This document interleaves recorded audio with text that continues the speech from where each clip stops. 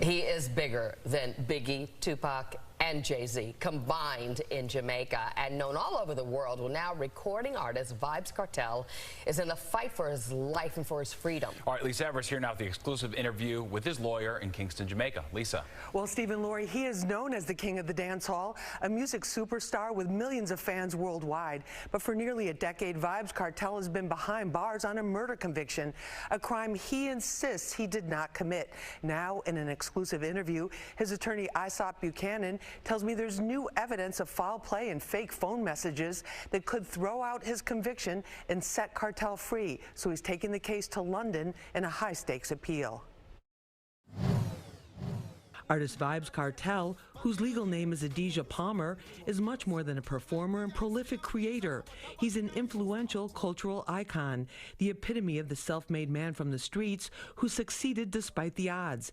Now facing a life sentence on a murder conviction, he's in the battle of a lifetime, his last chance at freedom. Looking at the evidence, this case was about getting vybez Kartel in prison and leaving him there. Human rights attorney Buchanan tells me that much of Kartel's 2014 murder conviction, along with 3 co-defendants, was based on questionable evidence from a BlackBerry Torch cell phone with a SIM card. What was put before the jury was evidence that we do not know if it is authentic, but certainly what we do now know is that there was tampering of that cell phone. vybez Kartel's attorney says that evaluation came from a court-authorized British digital expert flown in from the UK. He believes that, along with what he says are violations of Kartel's constitutional rights, earned him the chance to appeal the conviction to the UK's Privy Council, similar in power to the United States Supreme Court.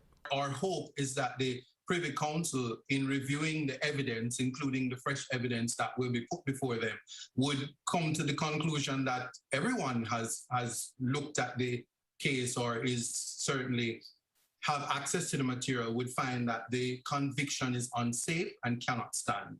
Attorney Buchanan says the Privy Council has several options, but he's focusing on the best case scenario for the imprisoned dancehall king. We're looking for a complete overturn of the conviction and naturally for Mr. Palmer and his co-defendants to be free. Now, Attorney Buchanan says he plans to file what's called a fresh evidence application to the Privy Council within the next several weeks. He tells me he's confident that after a thorough review, justice will prevail and vybez Kartel will be a free man by next year.